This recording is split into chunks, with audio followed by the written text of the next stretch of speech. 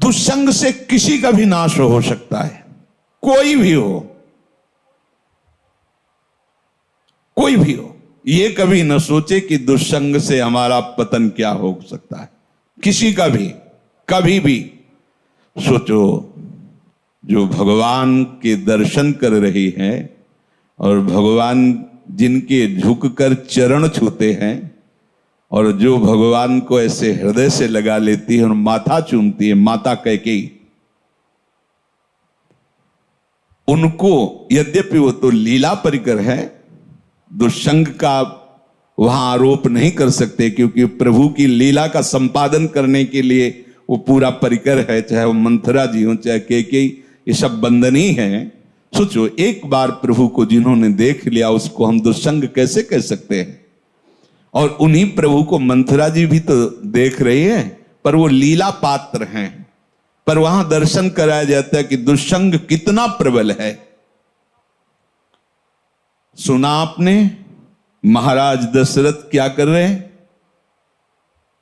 कल सुबह कौशल्या पुत्र राम को राज्याभिषेक, चक्रवर्ती सम्राट का युवराज पद, कैकेयी जी ने कहा। ये सुनकर के तो ऐसा लगता है कि आज तो जो मांगे मैं दे दूं तेरे को, मेरा राम राजा बनेगा, इससे बढ़कर और क्या बात हो सकती। अभी समझी नहीं आप?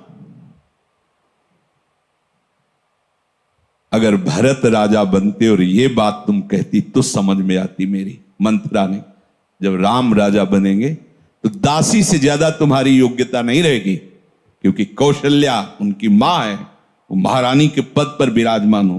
वो आपको पता है महाराज राम को कितना प्यार करते हैं, उन्हीं के संबंध से कौशल्या जी वैसे ही प्रधान हैं।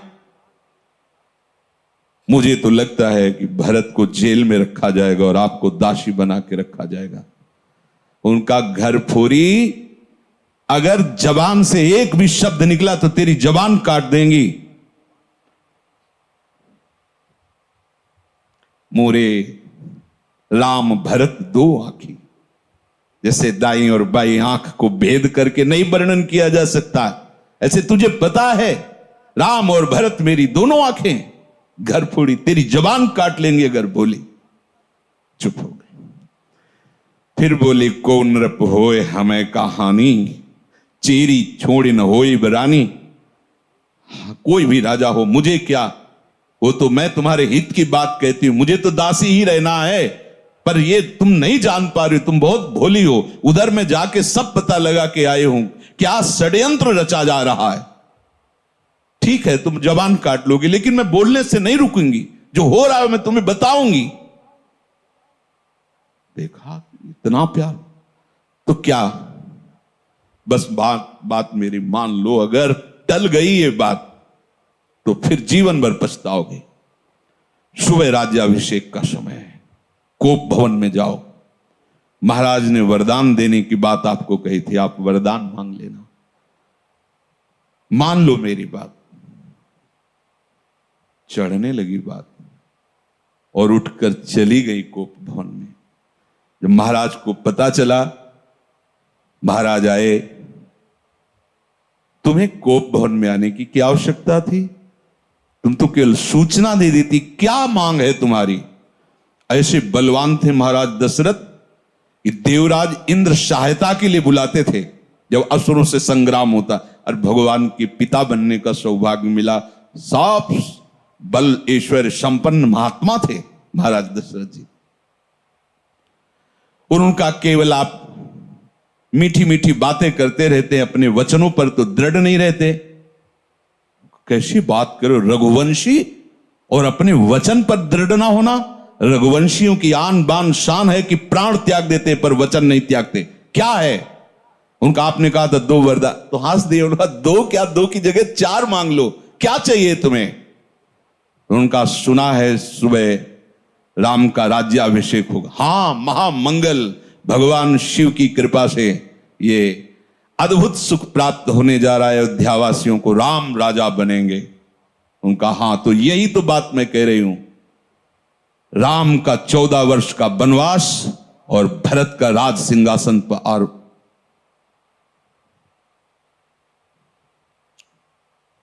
महाराज सोच भी नहीं सकते थे, ऐसी अवाक रह गए, ये क्या।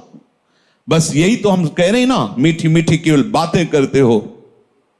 दशरथ जी ने कैकेयी जी के चरणों में हाथ रखा, वर्णन आया है, और कहा मेरे प्राण मांग लो तो देने में मैं हिचकूंगा नहीं, लेकिन राम को वनवास ऐसा मत करो।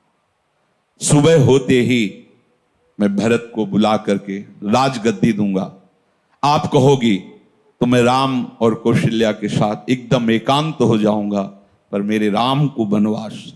बस हम यही तो कह रहे थे कि मीठी मीठी केवल बातें। आप एक तरह से मूर्छित हो गए महाराज।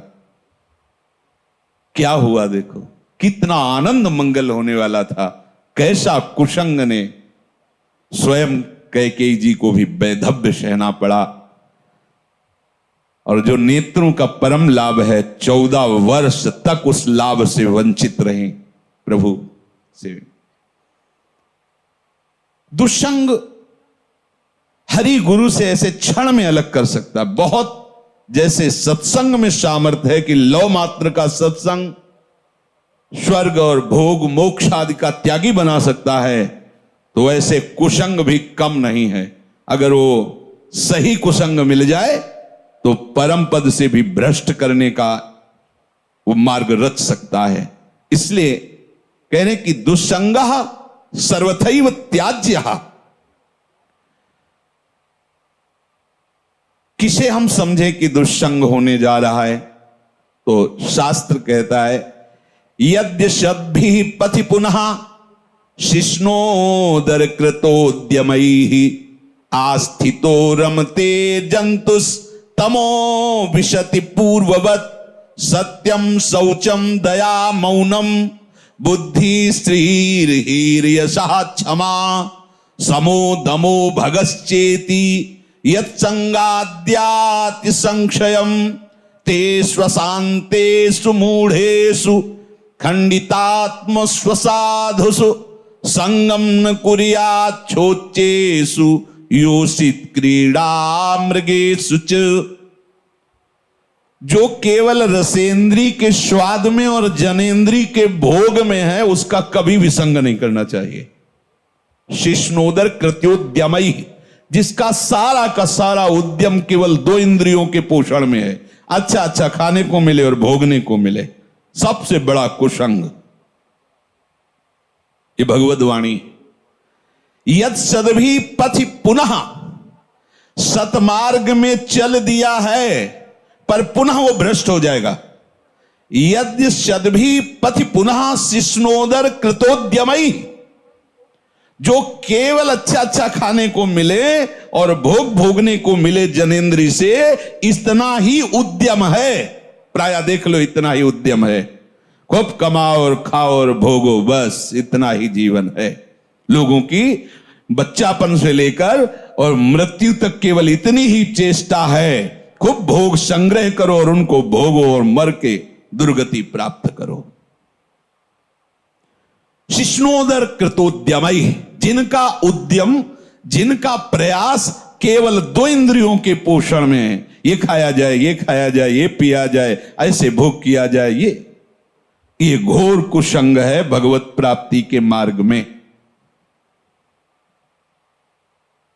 जो भगवत मार्ग में आगे बढ़ना चाहता है, संगम त्यजेत मिथुन व्रतिनाम मुमुक्षुः सर्वात्मनान विसृजेत बहिरिंद्रियाणि एकश्चरण रहश्चित्तमनंतैः से युंजीत तद्वृत्ति सुसाधुश्चेत प्रसंगः। महाराज शौभरी जी अपना अनुभव करके कहते हैं कि यदि भगवत प्राप्ति करनी है तो ऐ मुमुक्षु, कभी मैथुन धर्म से युक्त प्राणियों का संग न करना, क्योंकि मछली के मैथुन को देख करके इनका मार्ग रुक गया और अपने मार्ग से भ्रष्ट हो गए। 50 ब्याह मानधाता की राजकुमारियों से किया। तब लिख संगम त्यजेत मिथुन व्रतिनाम मुमुक्षु, जिसका ये व्रत बन गया है कि मैं जीवन मुक्त होकर भगवान के चरणों की आराधना करूंगा, उसको कभी मैथुन धर्म से युक्त प्राणियों का संग नहीं करना चाहिए। स्पष्ट आदेश है। संगम त्यजेत मिथुन व्रतिना मुमुक्षु सर्वात्मनान विसजेत बहिरिंद्रियाणी। अपनी इंद्रियों को बहिर्मुख मत होने दो, अंदर ही अंदर भगवत चिंतन परायण रहो। शिष्णोदर कृत्योद्यम ही जो हैं उनसे दूर रहो, जिनका उद्यम केवल रसेंद्रिय और जनेन्द्रिय के पुष्ट करने में है, ऐसे कुसंग का त्याग करो।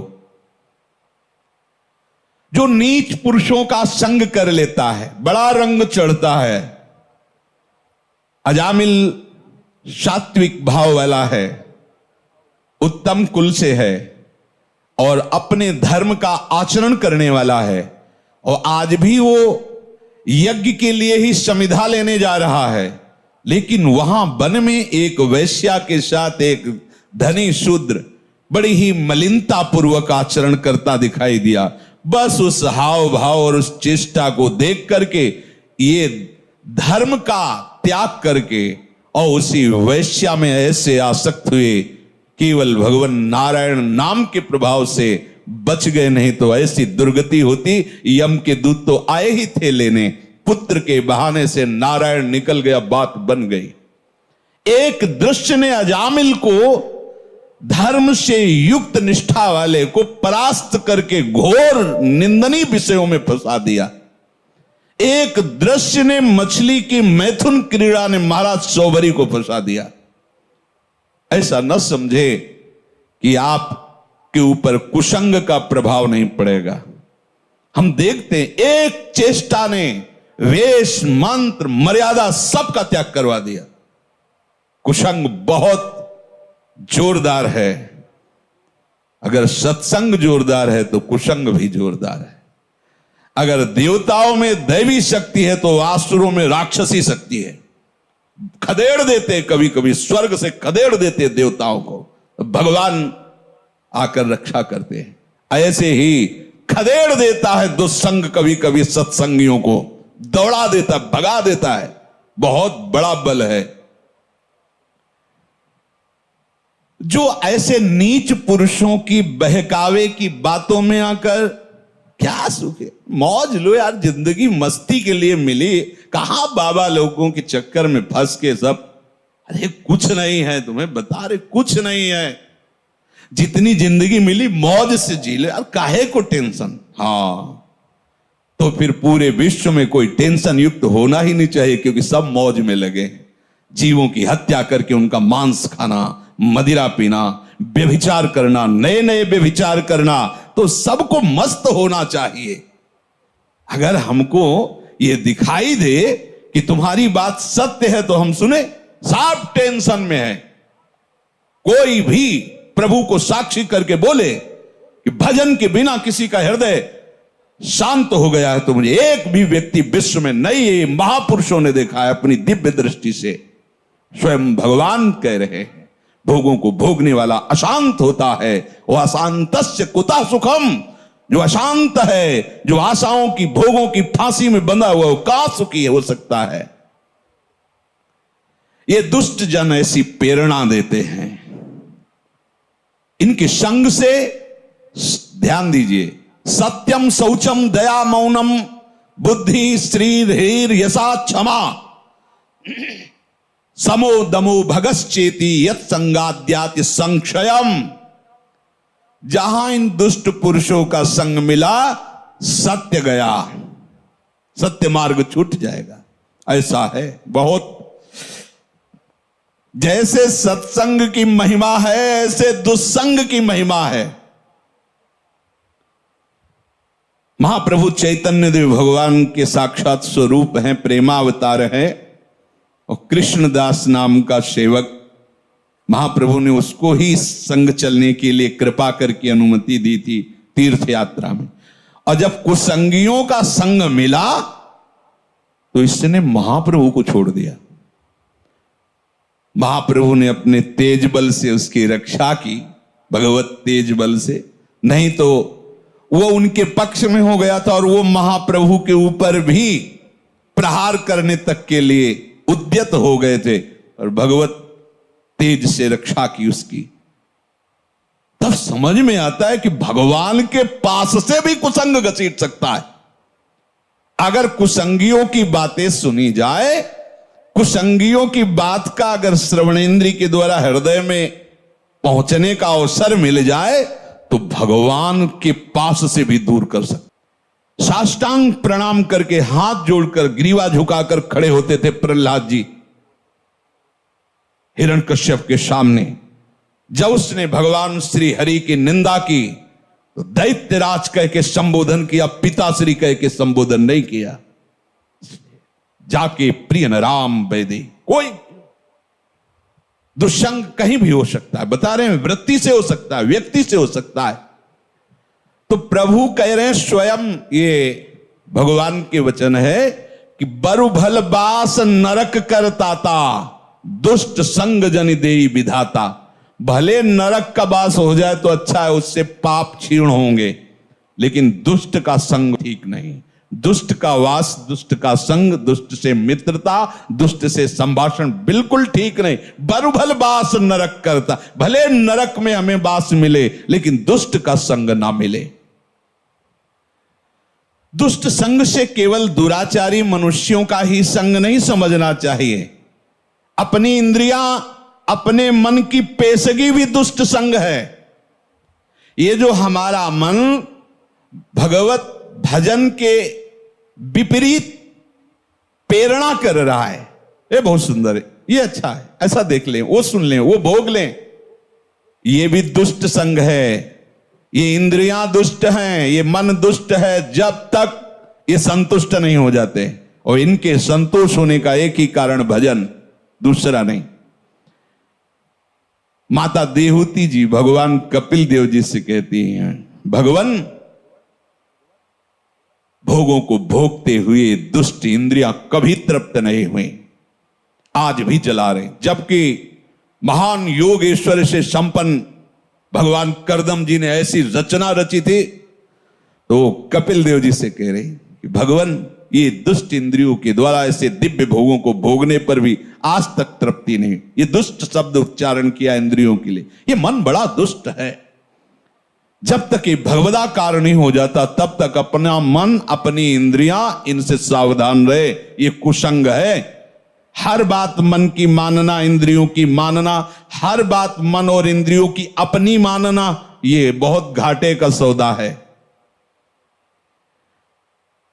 जब ये तुम्हें मन और इंद्रियां भोगों का चिंतन करा रहे, तुरंत काटिए। हमने आपको बताया सत्संग में कि नाम जोर से उच्चारण कीजिए तो संस्कार नहीं बनने देगा, उसकी चाल है। और जहां आप उसमें थोड़ा सा मिल गए तो ध्यायतो विषयान पुंसः संगस्ते सुपजायते। जहां विषय ध्यान शुरू हुआ, पूर्व का भोगा हुआ, या जिसने लौकिक रिश्तों को बिल्कुल तोड़ दिया है, बहुत खतरनाक ये संबंध है, लौकिक संबंध। यो लोक बंध मुन्मूलयति। एक सन्यासी जी वाराणसी में हमें मिले थे।